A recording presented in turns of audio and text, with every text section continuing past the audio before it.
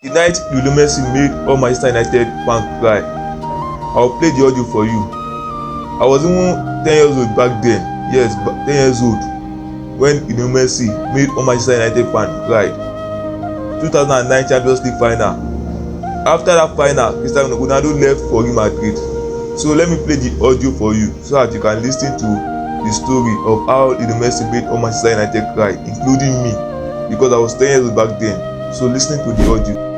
The night Lionel Messi made all Manchester United fans cry. It was May 27, 2009. The Stadio Olimpico in Rome glowed under the floodlights, a coliseum ready to host gladiators. For us, the Red Army, this wasn't just another game. This was the Champions League final. This was a chance at immortality, to become the first team in the modern era to defend the greatest club trophy in football.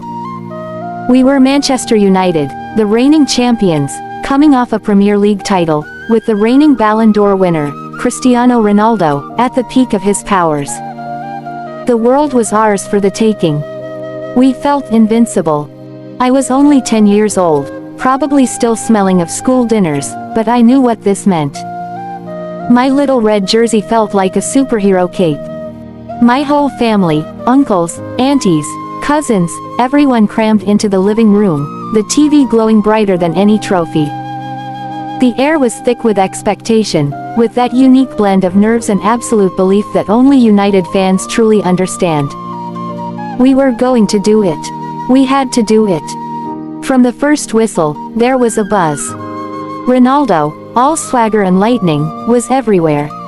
He had a free kick that nearly tore the net off, a shot that stung Valdez's hands. We were on top, pushing, probing. The heat map of the first 10 minutes would have been a sea of red around Barcelona's box. This was our game, our rhythm, our tempo. Then, it happened, a move that felt like a glitch in the Matrix. Edo, receiving the ball on the right, drifted past Vidic with a touch that was almost disrespectful, then hit a shot that Edwin van der Sar, usually an unbreachable wall, couldn't keep out. Goal. Barcelona. The stadium, once a symphony of anticipation, went silent for us. The air left my lungs. My uncle swore under his breath, a sound that, even at 10, I knew meant serious trouble. That goal changed everything. Suddenly, the influence map shifted. Barcelona, usually so open, started to control the midfield. Xavi and Iniesta, those two maestros, started passing triangles around Carrick and Anderson as if they were training cones. The ball zipped, fizzed, and flowed. Our pressing game, usually so ferocious, looked like we were chasing shadows. It felt like we were playing against a phantom. The first half ended, and the mood in our living room was heavy. We tried to convince ourselves, it's United. We always come back. But there was a growing dread. This Barcelona team was different. Their tactical camera view showed a fluid, almost shapeless attack, with Messi playing a false nine role, dropping deep and dragging our defenders out of position. It was a tactical masterclass, and we were falling victim to it. The second half began with renewed hope, but it was quickly extinguished. Barcelona continued their midfield domination, starving Ronaldo and Rooney of the ball. And then, the moment that truly broke us. Dani Alves, out on the right, crossed it in. It wasn't even a perfect cross. But there, rising above the formidable Nemanja Vidic, was Lionel Messi. He wasn't known for his heading, not then. But he leapt, twisting his body in the air, and somehow, almost impossibly, nodded it past Van der Sar. 2-0, Messi. That wasn't just a goal. That was a dagger, a punch to the gut. A moment when, as a 10-year-old, I felt a lump form in my throat, hot tears pricking at my eyes. I looked around, and I wasn't alone. My dad, usually stoic, had his head in his hands. My uncle, who'd seen every United triumph and tragedy, looked utterly defeated. The belief, the swagger, the United tax, it had all evaporated. The final whistle blew. Barcelona were champions.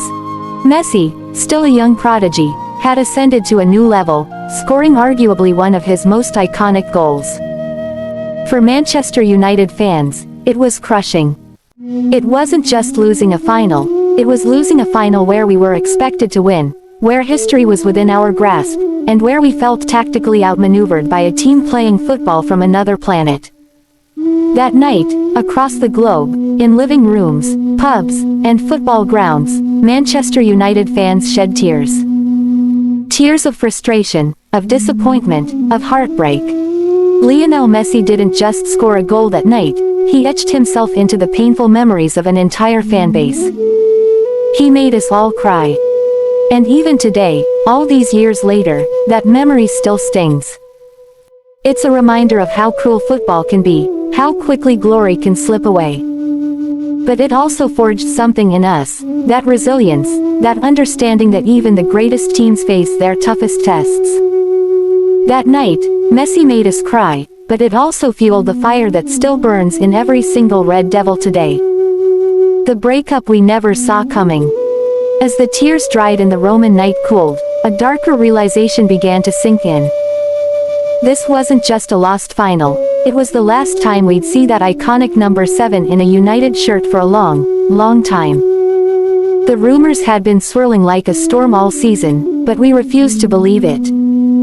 We thought the United tax and the bond with Sir Alex would be enough to keep him. But the following summer, the news hit like a physical blow.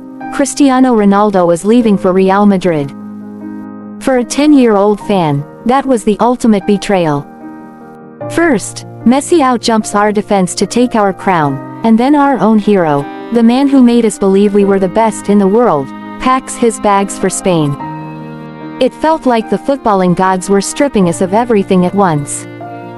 We didn't just lose a match in Rome, we lost the crown jewel of our attack. Looking back at the tactical camera, you realize that final was the last dance for a team that could have dominated Europe for a decade. Instead, we were left watching CR7 break records in white while we tried to rebuild what was broken that night in 2009.